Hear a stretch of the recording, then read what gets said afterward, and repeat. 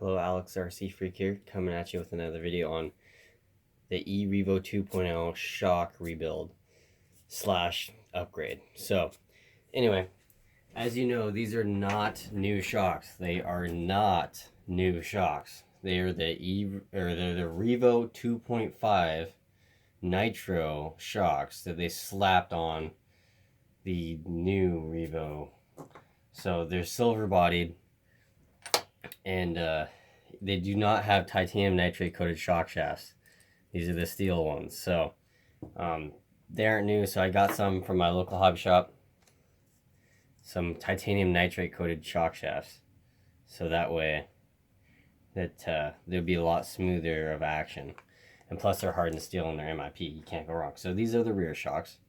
These two are the rear shocks, and these two are the front shocks. So anyway, they're both the same front and rear, but I like to separate them for when I rebuild them because I run different springs. Now, this one, these are the rear, and they're running this, looks like a gray spring on them. So what I like to do is take this adjustment collar, move this adjustment collar all the way up to the top of this.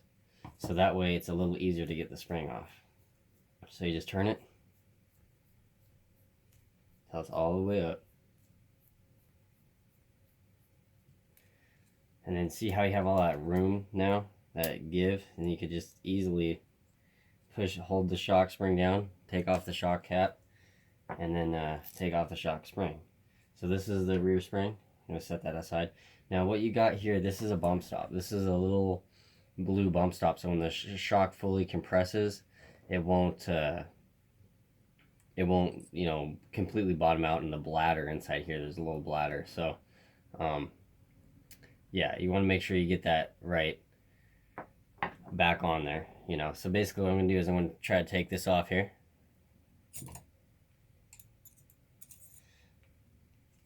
It can be tight. Man, this one's being a little tight. So what I got a little thing where I use, these are pliers with rubber heater core for automobiles, tubing on there, so you can grab the shock body without damaging anything. And usually you can get a good grip on it. Sometimes you can't. Yeah, this one doesn't look like you can. Sometimes it depends on the body. But let me get this off and I'll come back to you. Alright, I'm back. So I've got the cap off. It's a little bit tight on there, so that's always a good sign. And basically you just screw the cap off just like this. Now what you got here is a bladder. Whoops. Let me drain the fluid real quick. You just use an old pop can is what I use.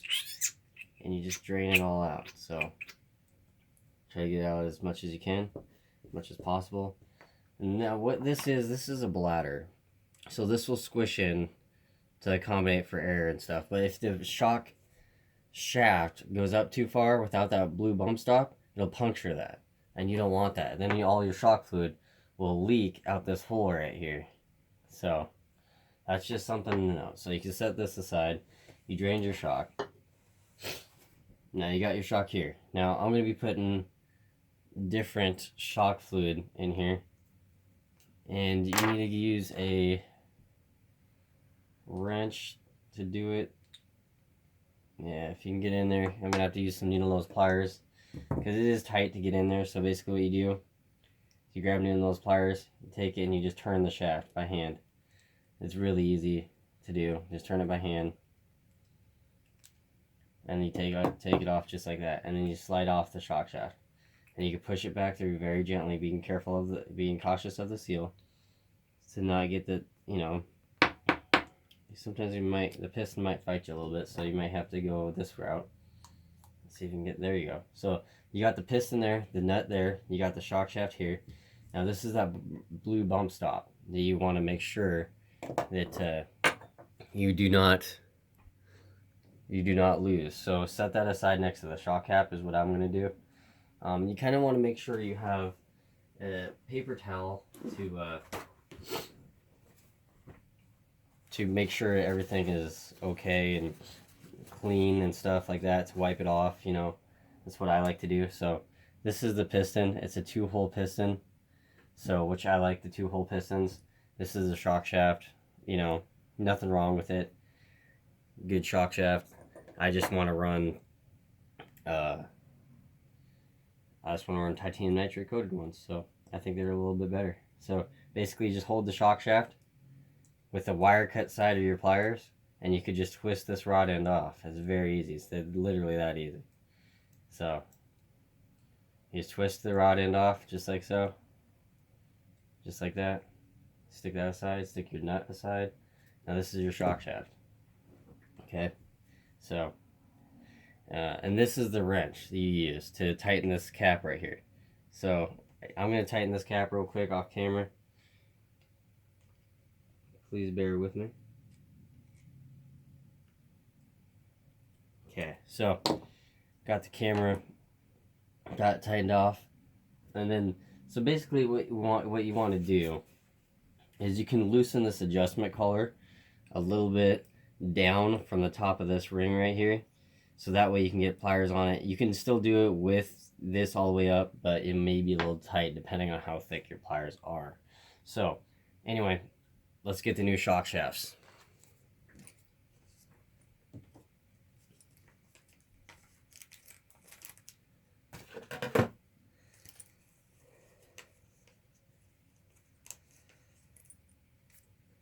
Alright, now look at these. These are real nice. Look at how nice those are. Let me just place them side by side.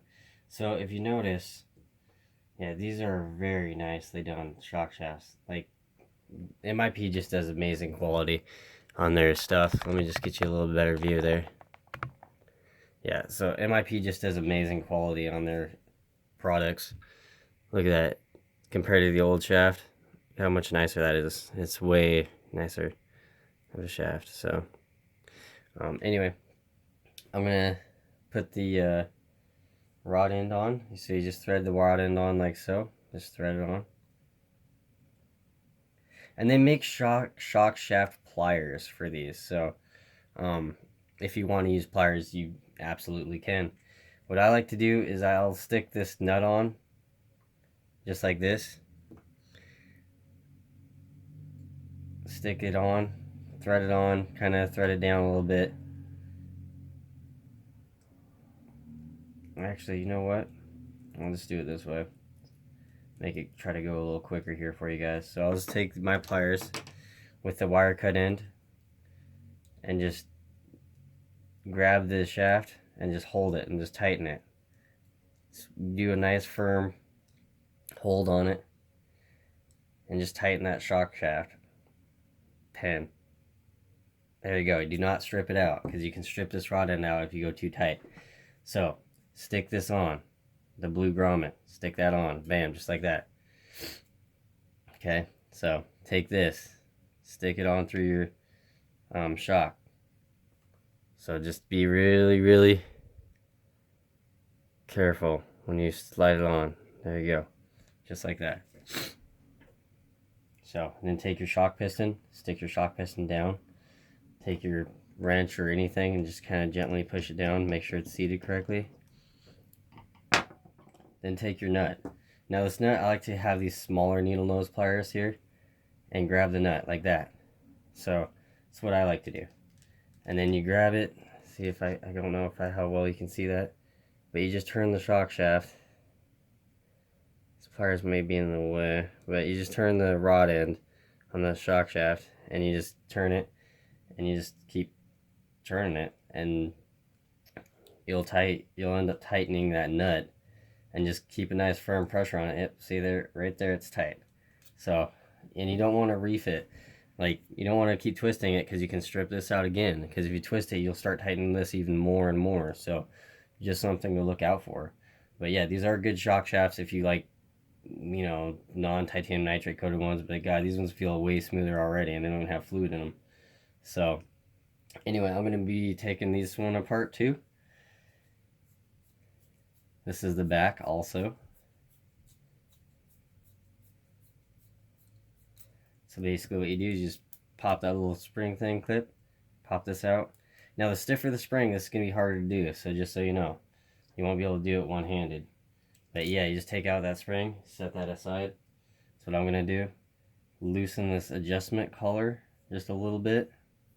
Move it down is what I do. They're nice and snug fit, which is good. Take off your shock cap. I already pre-loosened this one. Off your shock. Oh. drop your shock cap.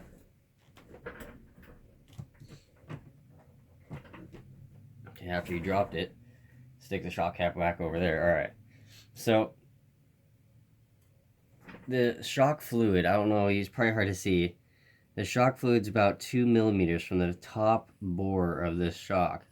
So you want to make sure when you fill the shock fluid that you have 2 millimeters lower from this edge down. So you do it exactly like that. And this is 30 weight shock oil, which is stock, which is too soft, just like the springs are too soft. So I like, me personally, I like firmer suspension. I like stiff suspension. I don't know why, I just do. That's just a personal preference thing. Some people don't, which is completely okay. I just personally like stiffer suspension. I think it handles better, in my opinion. So, but anyway, you just take your pliers, twist it like this. Now, if you notice, I don't know if how well you can see it, but this shock cap right here is loosened.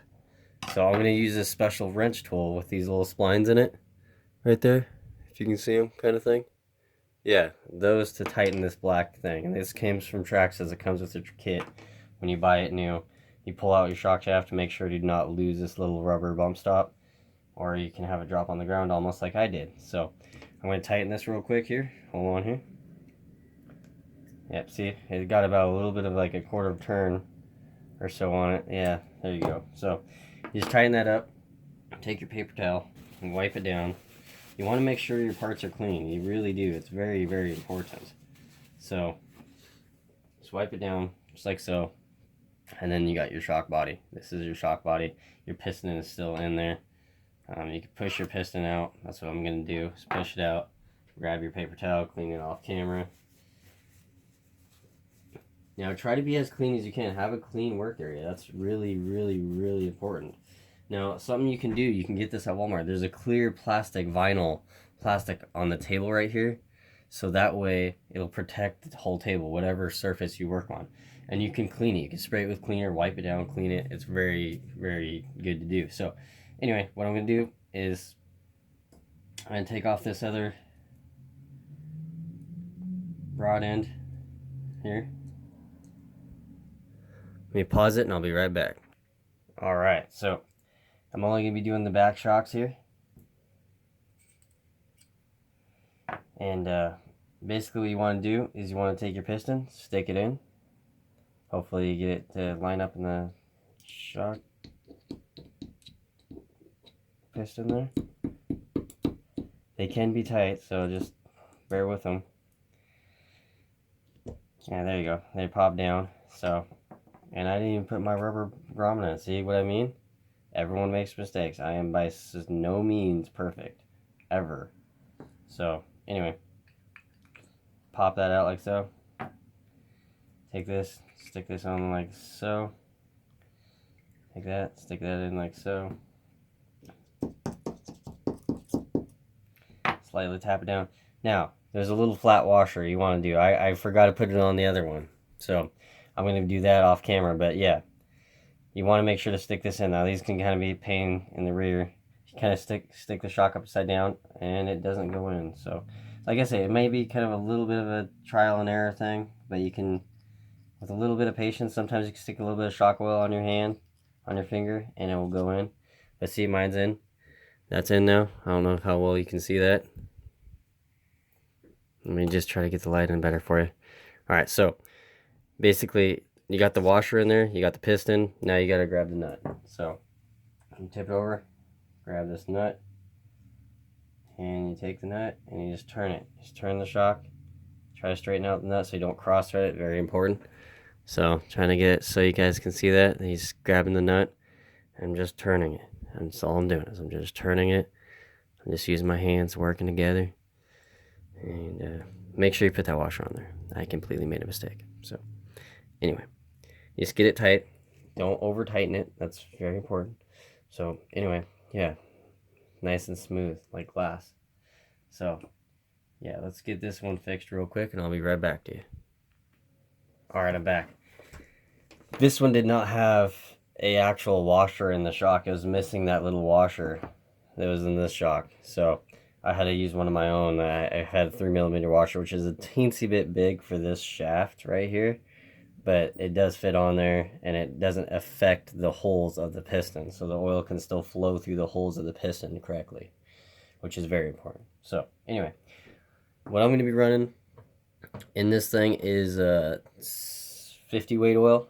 I'm going to try 50 weight. I'll probably bump it up to 80 weight, because this is a heavy truck for just 4 shocks, in my opinion. So, because I don't like that little where the rear end squats down so much when you take off. I don't like that look. I just think it looks junky. So basically, just fill up the shock, not all the way to the top, you know, just do a little bit. So basically what you do, this is patience here. You just take it and you just gently, slowly push the shock down. Bring the shock all the way up.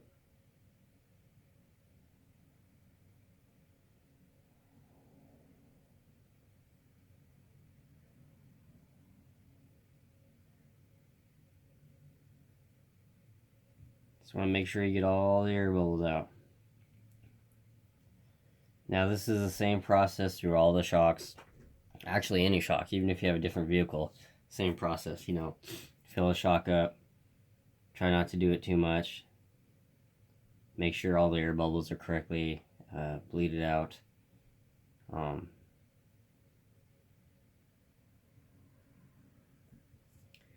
Yeah, the titanium nitrate coated shock shaft is the way to go.